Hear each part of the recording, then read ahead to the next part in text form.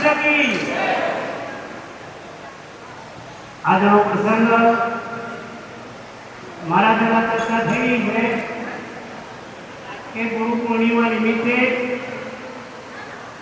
આજનો યોગ અમારા ભાવેશ મહારાજ વળી દેવપુરા ભક્ત મંડળ વળી આજુબાજુના સહયોગી ભક્તો મળી અને આજનો આ ગુરુ પૂર્ણિમા નિમિત્તે ભજન સત્સંગનું આયોજન કરી સંત દર્શનનો લાભ મળાયો અને આ ભક્ત મંડળ અને અમારા ભાવેશ મહારાજને બરાબર બધા તાળીઓ બતાવો.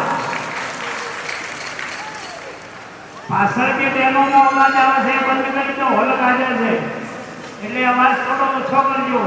આપણે આજ ઘણો સમય લેવો નથી કેમ કે મહાપુરુષો હજી બધા બાકી છે. વળી દીકરી વાત આવી કે 11 વાગે પ્રોગ્રામ પૂરો કરવાનો હવે તો ગુરુની સત્તા છે અને એટલા જ માટે રામને પણ ગુરુની જરૂર પડી, કૃષ્ણને પણ ગુરુની જરૂર પડી.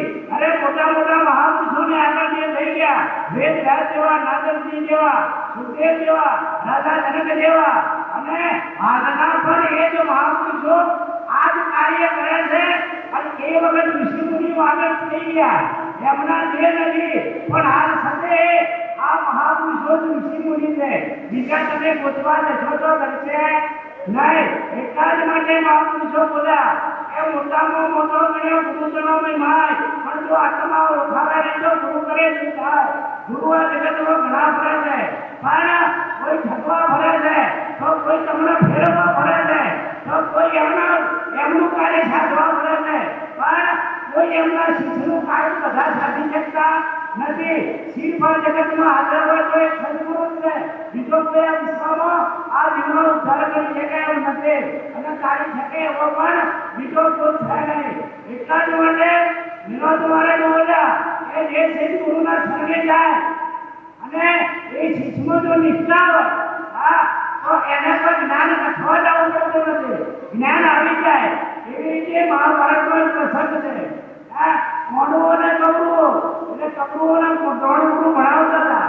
અર્જુન પાછળ બેઠો હતો, મુદ્રીઓમાં દુર્યોધનને લઈ આવ્યો હતો કે તારું આ કામ નથી.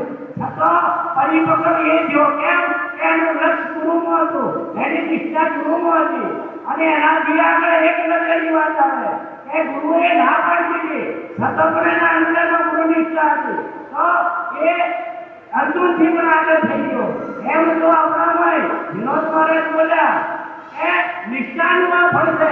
જેવી ગુરુ પર શિષ્યની નિષ્ઠા એવું એ પાત્ર બને અને આ જીવનો ઉદ્ધાર ગુરુ સિવાય વિશ્વમાં કોઈ ના કરી શકે. એટલા જ માટે ગુરુનો મહિમા છે. આજે ગુરુ પૂર્ણિમા છે, વહેલો આપણે પૂરું કરવાનું છે. મહાપુરુષો બધા બાપુ બાકી છે, દેવગુરી બાપુ બાકી છે, મહેન્દ્ર મહારાજ બાકી છે, આ બધા મહારાજો બાકી છે. એટલે આ વિશેષ બોલવું નથી, આપણે ઘણી વખત બોલીએ છીએ. તો આજના પ્રસંગે આ સભાને વંદન કરો, જે સેવા આપી એ ભક્તોને વંદન કરો, અમારા મહાપુરુષોને વંદન કરી મારી વાણીને વિરામ આપો. સદગુરુ મહારાજ કી જય.